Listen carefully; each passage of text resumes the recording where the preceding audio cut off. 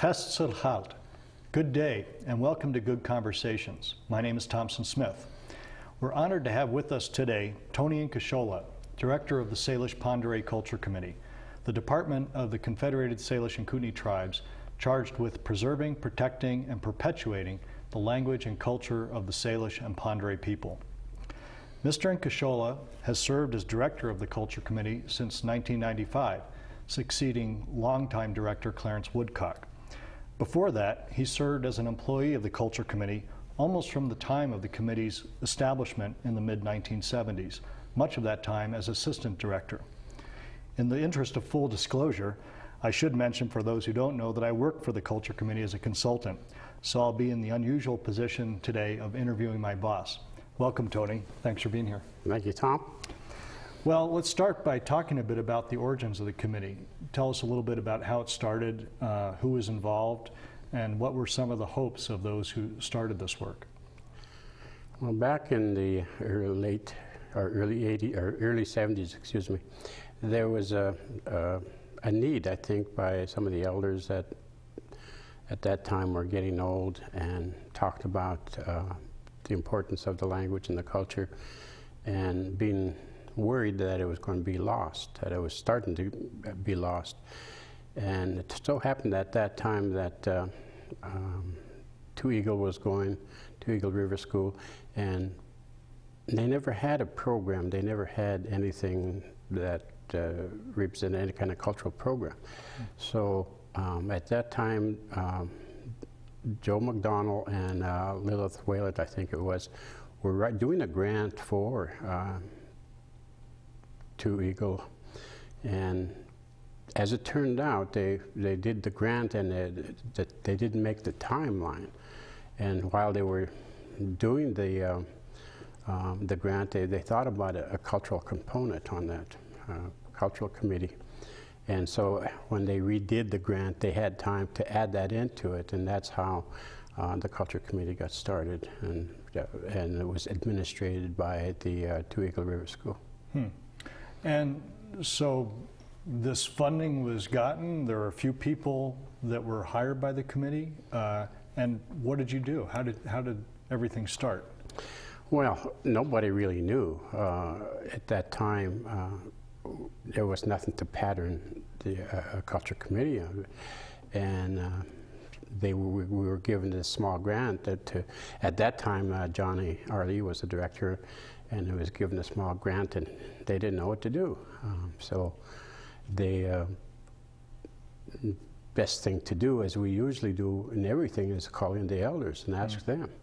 So they called in the elders and had a meeting with the elders, and brought them in for one day to have lunch and discuss what they should do, how this committee should be formed, how this program should relate to the cultural components that it's supposed to have. Anyway, as it turns out, this went on for several weeks. You know, they brought in the elders once a week and had a meeting with them and to discuss what to do. Nobody, like I said, nobody knew what to do.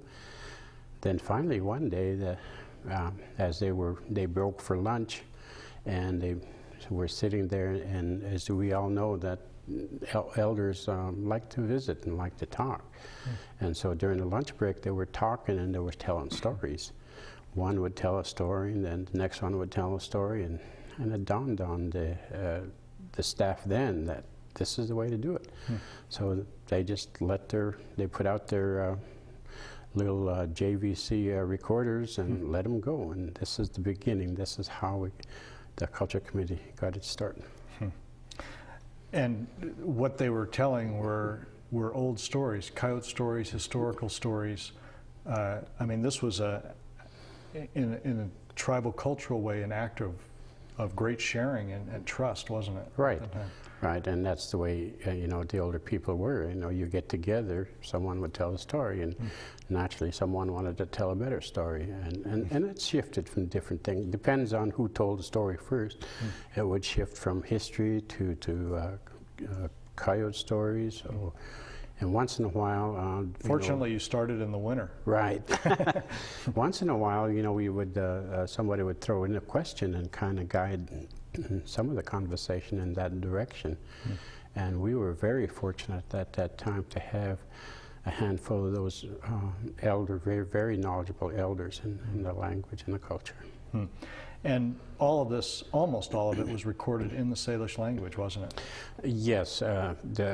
When we started recording them, I think the first 300 or so audio tapes, hour-long tapes that we got, were the majority of, if not all of it, was in the Salish language.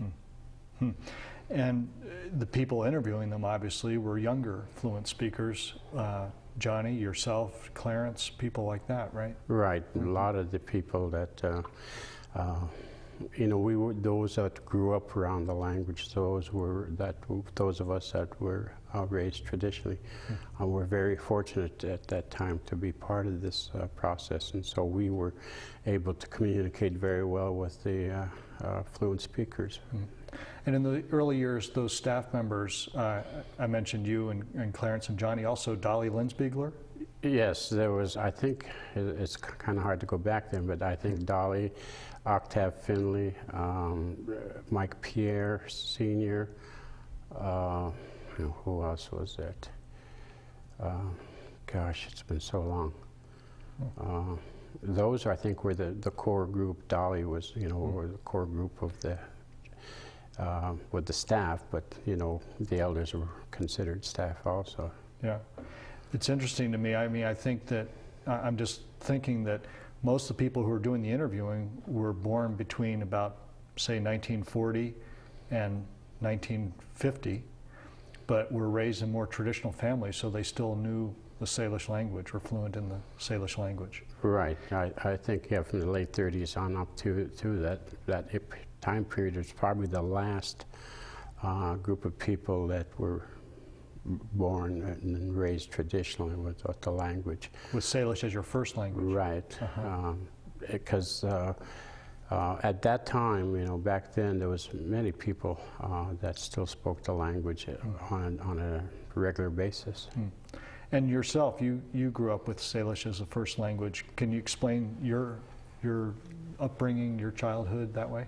Yes, well, I was born in the mid-40s, and my mother passed away when I was about 1.5 years, and so my grandparents took us in. I had 3 older brothers, and my father, we all moved in. We moved in with my grandparents who raised us, and very strict. I mean, my grandfather had maybe 1 or 2 years of English.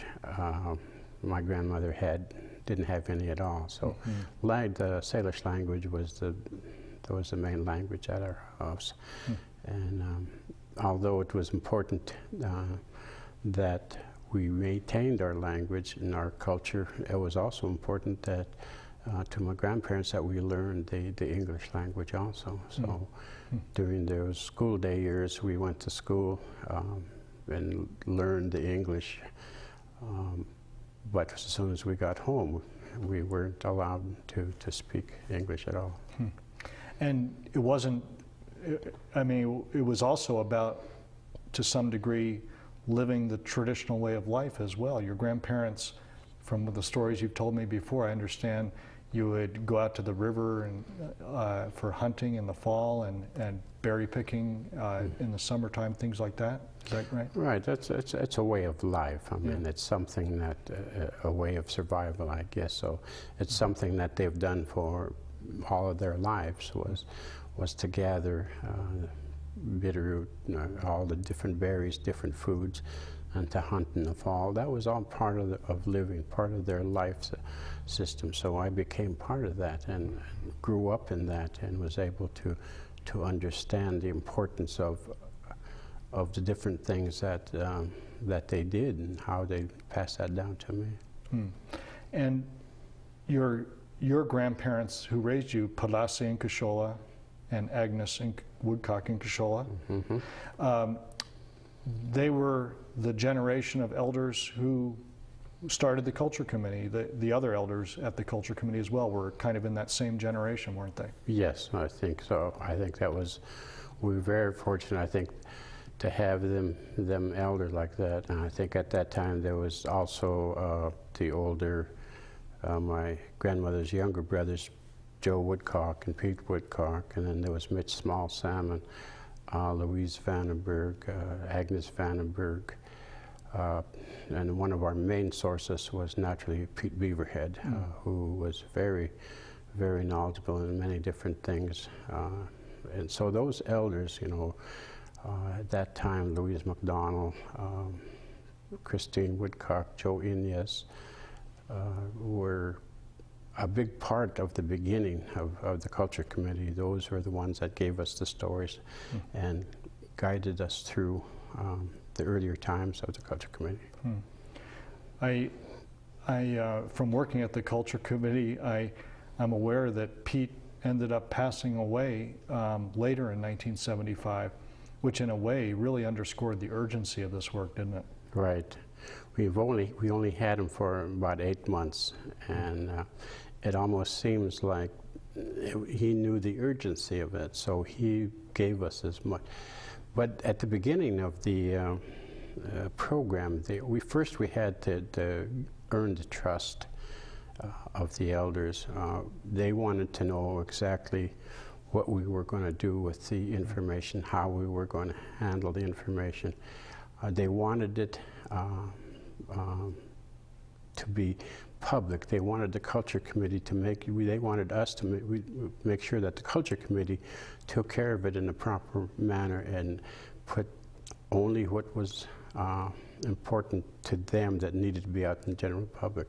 There were other information that they said should be retained within the family, within the Culture Committee, because of more of, I guess, more of a personal type of things that was supposed to be kept just within the tribe.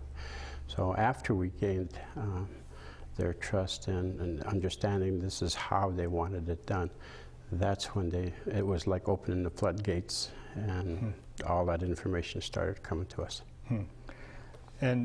And so they just, day after day or week after week, you just kept interviewing them and they kept sharing these stories. Right. We like I said, we had very little funding, and so we were only to have them once a week. We'd have them come in the morning at one day and, you know, feed them lunch and then go through that whole day. On that day we collected the majority of our information from them. And I guess I'm just thinking, boy, if the Culture Committee had started just half a year later, all of those recordings of your uncle, Pete Beaverhead, would have been lost. Right. Even then, when we were interviewing and recording him, even then he said that we were 100 years too late. But thinking back to the information that we did get from him and some of the other elders, you know, we were very fortunate just having been able to start when we did start. Going back and thinking about the types of information that we did get, you know, if we wouldn't have interviewed, if we wouldn't have got that from them today, we would be in sad shape today. Thank you. We'll take a quick break right now. We'll be back in 1 minute. Please don't go anywhere.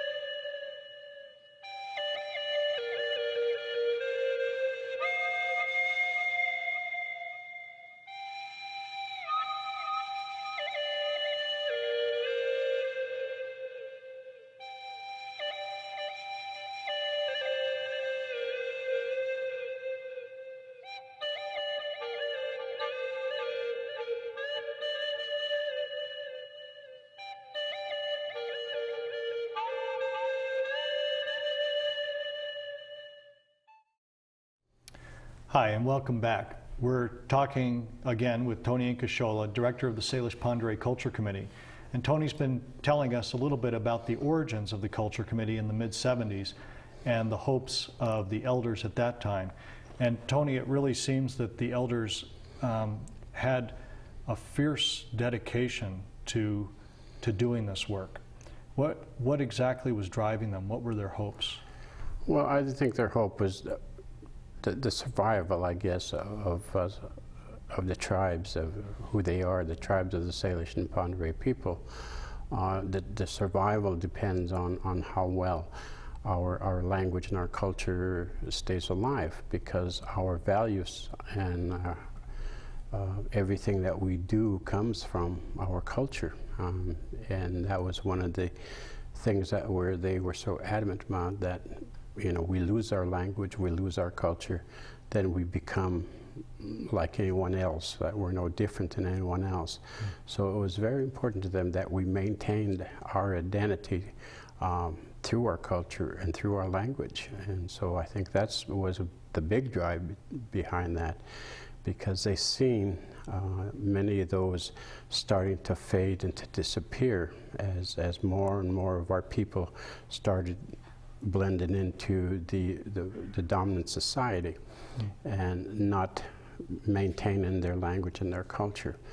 And knowing that our survival and our existence depended on that, that was one of the biggest reasons why they were so adamant about this. And I really sense too, when in the tapes I've heard there, that there is just a love for the culture. There's always so much laughter and just sheer enjoyment when the elders gather together and tell these things. It is. It's a way of life, like I said. It's their way of life, and over the years, a lot of the people have started to disappear. Those people are fluent, and those people that remember and understand the past and their culture. And when a group of the elders got together, they were able to share these stories. They were able to talk about certain things where someone would understand what they were talking about. And it was just sheer pleasure for me to sit there and listen to these elders enjoy themselves, and to reminisce of the past and the importance of different things. And it was just, it was an honor for me, and I was very fortunate to be part of that as the last group of elders that had this information. And really, in some ways, it was an urgent need to record a kind of knowledge that went back tens of thousands of years, and if it hadn't been recorded then, would have been lost. Right, because these people here were telling the stories that were passed down for generation and generation and generation, and how it was kept and how it was preserved and how they took care of it. I remember some of them, for instance, you look at a genealogy chart, how it spreads out over the paper. And this is written down. When we write it down, we can look and we can see how it's connected. But the elders at that time, because they didn't write things down, it was all oral learning, remembered all of that in their minds. So as they talked about relations, that was coming from their minds, and that was passed down from generation to generation. And to me, it's probably an important thing that many of those elders came of age before the reservation was open to homesteading in 1910. So they grew up in a world that had very few non-Indians in it. Right. Yeah. A lot of their stories talked about that, talked about what this area looked like prior to the reservation being open to non-Indians, when there was no fences, when they were able to just go visit people and not having to go around fences or go through certain areas.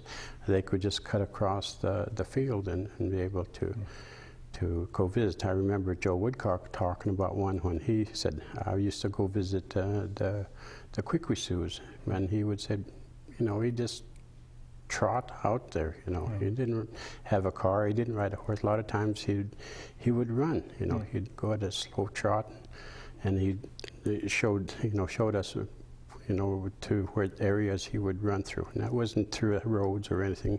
It was straight. Yeah. No fences. No fences. Yeah. That was very important, that we knew that, when they were growing up, there was no fences, there was no boundaries. And so the result of those early sessions of the Culture Committee and the continuing sessions, the interviews with elders to this day, is the creation of a priceless archive of oral history and songs.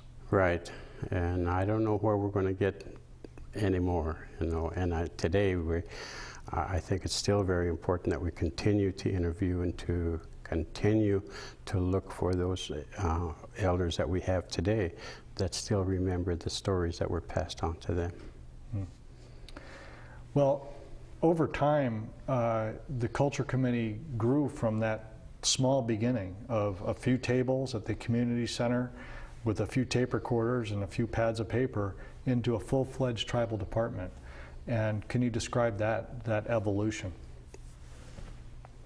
Well, I think after the first year, when our first year as a Culture Committee, we were combined. Both the Salish and the Kootenai Culture Committees were together in that grant that was written by Joel McDonald and Lilith Whalett. There was a combination of both cultures, and we soon seen in that first year how important it was to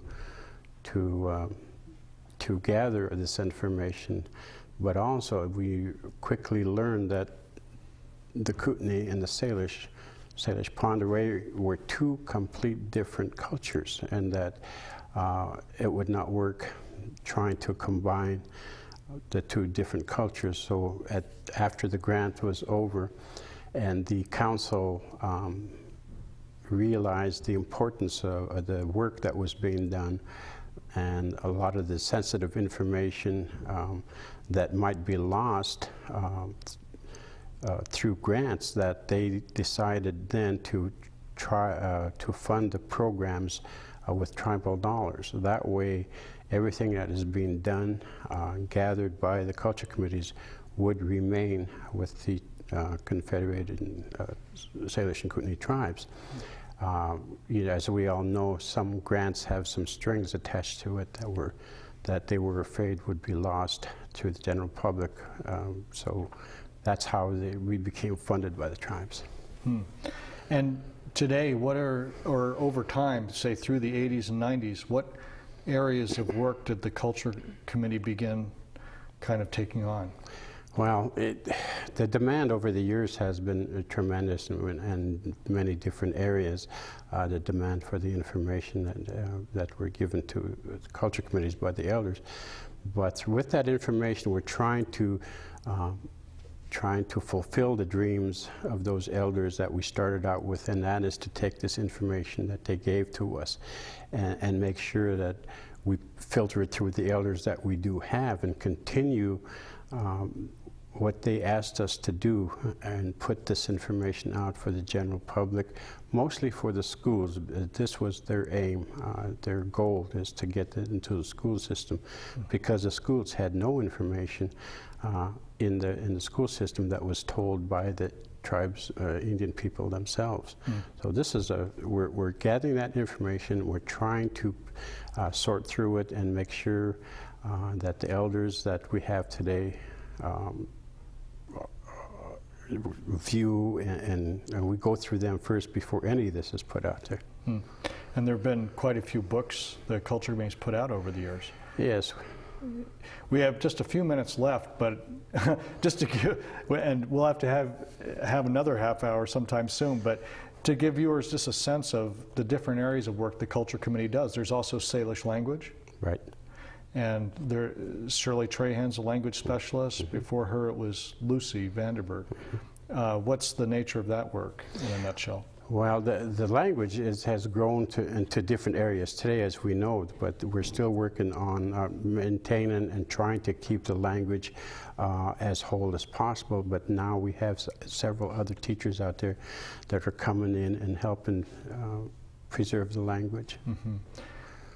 And Also, during the 80s, I gather, the Culture Committee began the work of cultural resource protection, which eventually developed into the Tribal Preservation Office. Is that correct? Right. There was so much information coming in, or not information, but requests of some of the things, I guess some of the development and some of the things that are happening around here, that there was decided that we go into those areas and check those areas out before any disturbance was done, to make sure that none of the areas maintained or had any of the cultural items that might be important to the elders. And through that information that we got through the elders, we were able to know where these sites were. And so as progress and development and disturbance in these areas, we went in there first, and the demand got so big that we finally were able to expand and form a preservation office. Well, I'm not sure that that was progress when those places were disturbed, but that's been an important part. And finally, you know, in our last minute, I mean, it just sounds like at times this could be an overwhelming task. In a way, the Culture Committee, as a small staff, is expected to counter the whole influence of the dominant society. Right.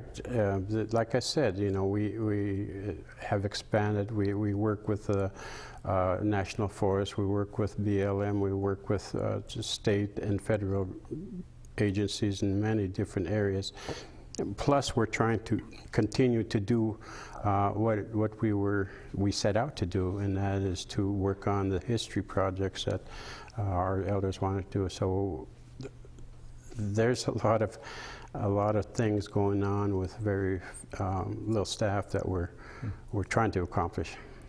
We'll have to keep buying those Powerball tickets and hope for a staff of 30 someday. Lemlem Shatoen for being here today. That's all the time we have. Thanks for being with us. Please be with us next week. So long.